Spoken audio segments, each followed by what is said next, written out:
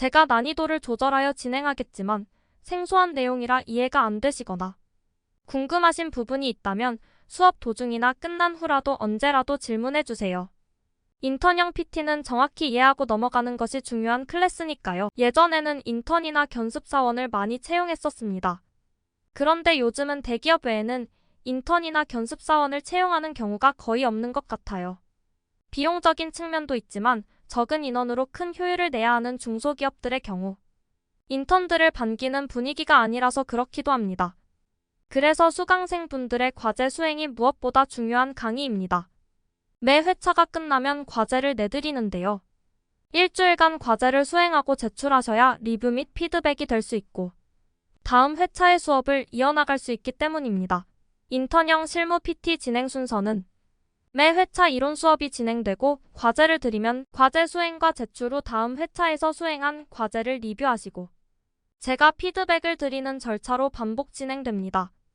마이데이터 코디네이션 회차별 일정은 1회차 분석 단계 체험, 2회차 도출 단계 체험, 3회차 시각화 단계 체험, 4회차 발표 및 리뷰 단계 체험 순으로 수업이 진행됩니다. 그럼 먼저 마이데이터 프로젝트를 이해해 보겠습니다. 혹시 데이터, 빅데이터, 마이데이터를 구분해 보실 수 있으실까요?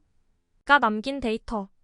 즉, 예를 들어 언제 어느 쇼핑몰을 이용하여 얼마짜리 무엇을 구매했는지, 어떤 카드를 사용했는지, 언제 비행기를 탔는지, 언제 숙박시설을 이용했는지 등 개인이 인터넷을 통해 했던 모든 흔적들을 내가 남긴 데이터라 하는데 2022년 기준으로 우리은행, 신한은행, 농협은행, 국민은행, SC제일은행 등 은행권 5곳, 국민카드, 우리카드, 신한카드, 현대카드, BC카드, 현대캐피탈 등 6곳의 카드사. 제일 많은 곳이 14개사의 핀테크 업체죠. 현재 2023년은 더 많은 사업자들이 있을 텐데요. 여기서 부동산과 차량은 2차 가공 데이터라고 합니다.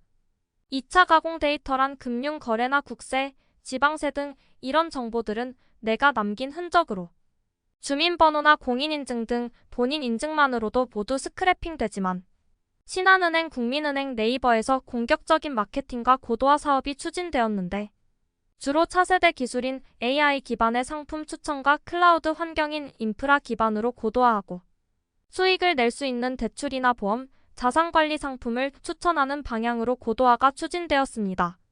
세부적으로도 계좌, 현금, 카드, 자동차, 투자, 대출, 보험, 연금 등등의 서비스를 연동하여 제공하는데 마지막 5번째로는 메뉴별 UI 특징으로 비교 분석해 볼 수 있습니다. 즉, 메인과 내비게이션은 어떤 구성으로 되어 있는지, 각 메뉴별로 어떻게 서비스를 제공하고 있는지 파악할 수 있습니다. 서비스 연동된 카드 화면에는 내가 가지고 있는 카드의 현황과 사용한 내역을 노출하고 각 내역을 편집도 할 수 있도록 되어 있고 내가 가지고 있는 카드의 데이터를 기반으로 비슷한 혜택이나 더 좋은 혜택이 있는 카드 상품을 추천도 해줍니다. 2023년 현재의 토스 앱이 어떻게 고도화가 되었는지 토스 이외의 다른 마이데이터 앱 한두 가지를 이와 같은 방식으로 더 분석해보는 것이 오늘 1회차 과제입니다. 토스로 분석해본 샘플은 모두 공유드릴 거고요. 어떻게 반영할 것인지 생각해보는 것까지 해보셨으면 합니다. 그래서 다시 과제를 정리해보면 2023년 기준 마이데이터 서비스 사업자 현황, 좀 전에 보여드린 2021년 기준 사업자 현황에서 많이 업데이트 되었는데요. 2023년 기준 사업자 현황을 한번 조사해보시고 현재 롯데카드 앱 마이데이터 화면이 어떻게 구성되어 있는지 그리고 2023년 기준 타사 모바일 마이데이터 서비스를 보여드린 샘플처럼 정리하여 파악해보는 것입니다. 온라인 수강생 여러분도 과제를 열심히 해보셨으면 합니다. 그럼 다음 시간에 뵙겠습니다. 감사합니다. 사업자 현황의 기준기간에 대해 작성하신 점은 참 잘하신 것 같아요. 기준기간에 더불어 PPT가 작성된 날짜와 작성자도 함께 노출해주면 좋을 것 같네요. 다음은 목차 페이지고요. 이렇게 목차가 있다면 매출 현황과 사업자 현황, 추진 방향에 대한 조사를 했다라고 미루어 짐작해 볼 수 있겠죠? 내용을 잠깐 보면 아무래도 핀테크 사업자들이 공격적인 마케팅으로 금융사보다 매출점 유율이 높네요.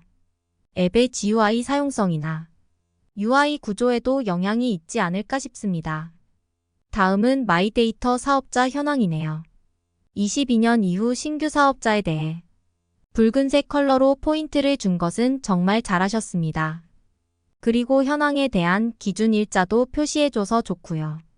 단지 앞 페이지 타이틀의 컬러랑 현재 페이지의 타이틀 컬러가 조금 다르고 표구분 타이틀이 블랙이라 잘 보이지 않죠? 그리고 셀 사이즈가 작아서 글자 줄이 나뉘었는데요. 이런 건 크기 조절을 해서 한 줄로 맞춰주는 것이 좋습니다.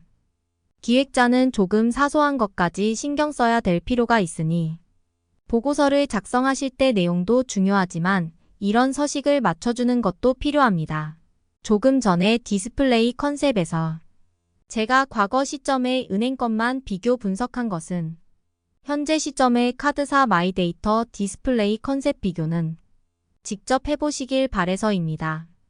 그래서 2회차 과제는 타사 디스플레이 컨셉을 비교하여 GMB와 프로세스 로직 및 연동 전략을 도출하는 것입니다. 이렇게 도출된 결과를 바탕으로 3회차 때는 설계와 프로토타입을 만들 거고요. 2회차 수업까지가 타사와 과업 분석 활동이었다면 3회차, 4회차는 설계, 발표 등 코디네이션 활동이 주를 이루게 될 것입니다. 컨셉과 전략은 보여드렸던 슬라이드 67페이지나 68페이지와 같이 해도 되고 본인만의 다른 방식으로 하셔도 됩니다. 그리고 GMB와 프로세스 전략 도출도 1회차 때 했던 이렇게 표형태로 해도 되고 이렇게 와이어프레임화하여 해도 좋죠.